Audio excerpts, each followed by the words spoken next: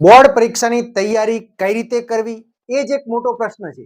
તમને દરેક કહે છે કે તૈયારી કરો, આમ કરો, તેમ કરો, પણ તૈયારી કઈ રીતે કરવી એ તો કોઈ નથી કહેતું. તો આજનો આ વિડીયો તમારા માટે છે કે બોર્ડ પરીક્ષાની તૈયારી કઈ રીતે કરવી.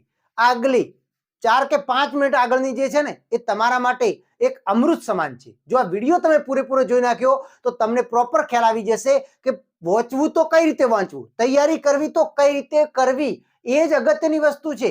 જે ટોપર વિદ્યાર્થીઓ છે એ તમારાથી કંઈ અલગ નથી કરતા. એમની પાસે જે ટેક્સ્ટ બુક છે, એમને જે શિક્ષક ભણાવે છે એ જ તમને ભણાવે છે. તો એ એવું તો શું કરે છે કે જે ટોપર બને છે એ કંઈક તમારાથી વિશેષ કરે છે. એમને એટલી ખબર પડી ગઈ છે કે બોર્ડની પરીક્ષાની તૈયારી કઈ રીતે કરવી એ એમને ખબર પડી ગઈ છે. તમને એ ખબર નથી પડી ગઈ. જો તમને એ ખબર પડી જશે ને તો 100% તમે પણ ટોપર બની શકો છો. તમે પણ એક એવરેજ સ્ટુડન્ટ હશો ને તો સારા એવા સ્કોર કરી શકો છો. તો આ વિડીયો તમારા માટે છે. તમે ભલે ધોરણ 10 કે 12 ની અંદર ભણતા હો, આ તમારા માટે છે. આગળની 5 કે 7 મિનિટ તમારે સમય આપવાનો છે અને ગેરંટી સાથે કહું છું કે 100% તમે પણ એક સારો એવો સ્કોર કરી શકશો. તો ચાલો વિડીયોની શરૂઆત. અંગ્રેજી હોય, મેથ્સ હોય, સાયન્સ હોય, સોશિયલ સાયન્સ હોય, બીએ હોય, જીઓગ્રાફી હોય, હિસ્ટ્રી હોય, કોઈ પણ સબ્જેક્ટ હોય, એ દરેક સબ્જેક્ટની તૈયારી કરવા માટેની એક મેથડ હોય છે. એક અલગ પ્રકારનું એમને લઈ જવું પડે છે. બધા વિષયને એક જેવું તમે થોપી દો તો એનાથી નથી થતું.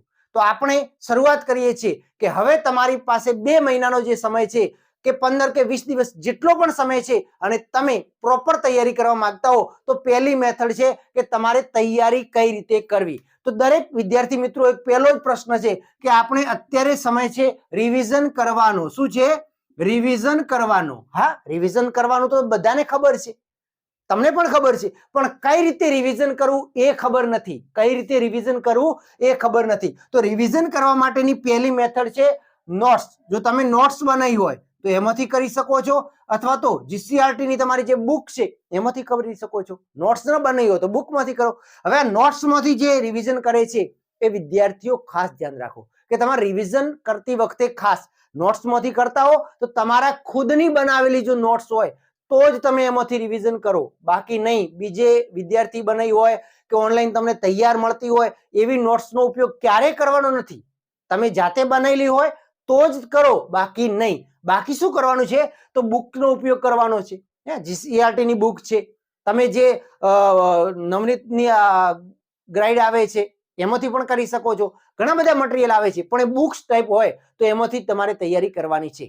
હવે બીજી વસ્તુ કે રિવિઝન કરતી વખતે તમે જે તે તમારા સ્કૂલની અંદર કે કોચિંગની અંદર કે ઓનલાઈન વિડીયો લેક્ચરની અંદર તમે જે શિક્ષક પાસેથી ભણ્યા હો અને એ શિક્ષકે ભણાવતી વખતે તમને જો નોટ્સ બનાવી હોય તો એ નોટ્સનો પણ ઉપયોગ કરો. કારણ કે જ્યારે તમે એ નોટ્સમાંથી થોડું વાંચવાનો પ્રયત્ન કરશો ને ત્યારે શિક્ષકે જે વખતે તમને જે ટોપિક ભણાવ્યો હશે ને એનાથી તમે કનેક્ટ થશો. એ તમને યાદ આવશે કે હા, આ ભણાવતી વખતે સાહેબે આ કીધું હતું, આ એક જોક્સ માર્યો હતો, આની સાથે આનું ઉદાહરણ આપ્યું હતું. એક કનેક્ટિવિટી આવશે અને કનેક્ટિવિટી આવશે ને તો તમને ફટાફટ યાદ રહેવા લાગશે. તો નોટ્સનો આ ફાયદો થાય છે. તમે વર્ગની અંદર કે કોચિંગની અંદર તમે ભણતા હો અને એ સમય જો તમે નોટ્સ બનાવ્યો ને તો એ ફાયદો થશે. બાકી નોટ્સ ન બનાવી હોય તો તમારા માટે બેટર છે બુક. હવે બુક્સની અંદર રિવિઝન કરવાનો સમય છે તો રિવિઝન કરવા માટે આખું ચેપ્ટર નથી વાંચવાનું, આખી ચોપડી નથી વાંચવાની. અગત્યતા સમજવાની છે, અગત્યના પોઈન્ટ સમજવાના છે. તો આ રિવિઝન કરતી વખતે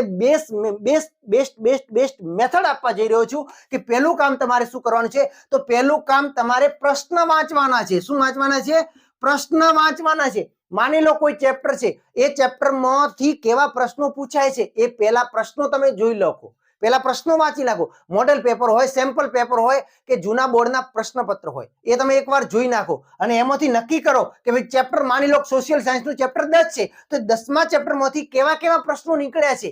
બોર્ડના જૂના પેપરો જોઈ શકો છો, સેમ્પલ પેપર જોઈ શકો છો, ઘણું બધું જોઈ શકો. જોથી તમને મળે એ પ્રશ્નો કનેક્ટ કરો અને એ પ્રશ્નો તમે પહેલા લઈ લો અને પછી એ પ્રશ્નોને ધ્યાનમાં રાખી અને પછી ટેક્સ્ટ બુક વાંચવાનો પ્રયત્ન કરો, નોટ્સ વાંચો. તો તમને પ્રશ્નનો પહેલા ખ્યાલ હશે તો તમે એમાંથી જ્યારે પણ વાંચતા હશો ત્યારે પ્રશ્નનો જવાબ મળશે. પ્રશ્નના તમે વાંચી અને પછી જવાબ વાંચવાનો પ્રયત્ન કરશો ને એ ટેક્સ્ટ બુક વાંચો તો તમને હાઇલાઇટ થશે કે હા, એ પ્રશ્ન તો બોર્ડમાં પૂછેલો છે. અને એવું જ તમારા મનની અંદર થઈ જશે ને ત્યારે તમે એના ઉપર વધારે ફોકસ આપશો, વધારે ભાર આપશો. કારણ કે બોર્ડની પરીક્ષામાં અગાઉ પૂછેલો પ્રશ્ન છે. તો પહેલા પ્રશ્ન વાંચો, પછી એનો જવાબ રિવિઝન વખતે વાંચો. કારણ કે તમે રિવિઝન કરવા બેઠા હો ત્યારે તમને ખ્યાલ હોવો જોઈએ કે આ ચેપ્ટરમાંથી કયા કયા પ્રશ્નો, કયા કયા ટોપિક બોર્ડમાં પૂછાય છે, અને એ ટોપિક કે પ્રશ્નો તમને ખ્યાલ આવી જશે તો તમે વધારે સારી રીતે રિવિઝન કરી શકશો. તો આ બેસ્ટ મેથડ છે કે પહેલા પ્રશ્નો કલેક્ટ કરી નાખો, કે ભાઈ ચેપ્ટર વાઇઝ પ્રશ્નો નક્કી કરવાના છે.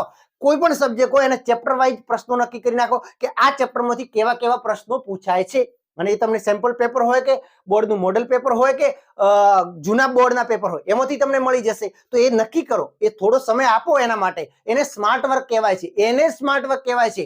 તો એ સમય આપી અને પછી ચેપ્ટર વાઇઝ એવા પ્રશ્નો નક્કી કરો કે આ એવા ટોપિક નક્કી કરો. અમુક જો કોઈ પણ ચેપ્ટર હશે ને એમાંથી ફક્ત 20% જેવો ભાગ હશે કે જેમાંથી બોર્ડની પરીક્ષામાં પૂછાતું હશે, બાકીનું 70% કે 80% એવું ભાગ હશે ને જેમાંથી ઓછું પૂછાતું હોય અથવા તો નહીં પણ પૂછાતું હોય. તો એવા જે નથી પૂછાતું એ તો હવે વાંચવાનો સમય છે નહીં આપણી પાસે, ઓછો સમય છે તો ઓછા સમયમાં વધારે કવર કરવાનું છે. તો એવું ફાલતુનું સમય ન બગડે એ માટે એક આ કામ કરવાનું છે. હવે તમારે બીજું કામ શું કરવાનું છે? તો બીજું કામ વિદ્યાર્થી મિત્રો તમારે એ કરવાનું છે કે ખાસ અગત્યનું કામ છે કે તમે જ્યારે વાંચવા બેસો છો ત્યારે તમારે એ ચેપ્ટરનું મૂલ્ય સમજવાનું છે, એનું મહત્વ સમજવાનું. એટલે કહેવાનો મતલબ એમ થાય છે કે બોર્ડની પરીક્ષામાં એ ચેપ્ટરનું કેટલું વેઇટેજ છે અને એ પ્રમાણે તમારે એને સમય ફાળવવાનો છે. અમુક ચેપ્ટર એવા હશે કે જેનું 2 ગુણ કે એવું વેઇટેજ હશે તો પણ તમે પૂરેપૂરું સમય ફાળવશો, તો એવું ન થાય. એટલા માટે એના વેઇટેજ પ્રમાણે એમાં કયા વિભાગમાં કેવા પ્રશ્નો પૂછાય છે એ પ્રમાણે ધ્યાનમાં રાખી અને પછી તમારે તૈયારી કરવાની છે. આ બીજો પોઈન્ટ હતો. ત્રીજો અગત્યનો પોઈન્ટ છે કે કીવર્ડ સમજો. કીવર્ડ, વળી તમે કહેશો કે આ કીવર્ડ શું છે?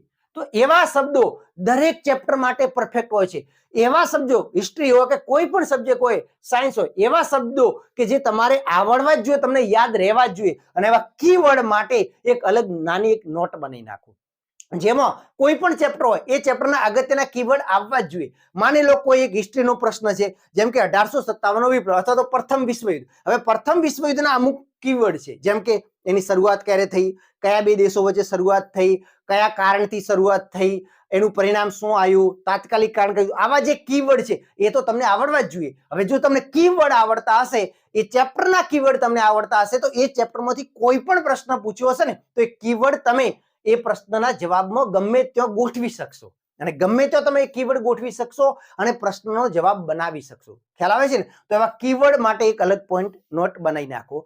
અને આ 3 કામ જો તમે કરશો ને રિવિઝન કરતી વખતે તો 100% ગેરંટી મારીને કહું છું કે તમારું કામ થઈ જશે. મેથ્સ છે તો ગણિતની અંદર એવા ફોર્મ્યુલા છે જે લખીને તૈયાર કરો, તમારી જાતે લખીને તૈયાર કરો. ભલે રફ પેજ ભરો, રફ કાગળમાં લખો, ગમે ત્યાં લખીને તૈયાર કરો. અને જ્યારે તમને સંપૂર્ણ રિવિઝન આવડી જાય, સંપૂર્ણ એક ચેપ્ટર પૂરું થઈ જાય, એના પછી તમારે લખવાનું છે, જાતે લખવાનું છે. ગમે તેવા અક્ષરે લખો ને, ન વંચાય એવા અક્ષરે લખો, પણ લખીને તૈયારી કરશો, લખશો તમે એક વખત તો તમારો આત્મવિશ્વાસ વધી જશે. અને આ રીતે આ 3 મેથડ અપનાવી અને તમે તૈયારી કરશો તો 100% બોર્ડની પરીક્ષાની અંદર સારું એવું પરિણામ આવી શકે છે.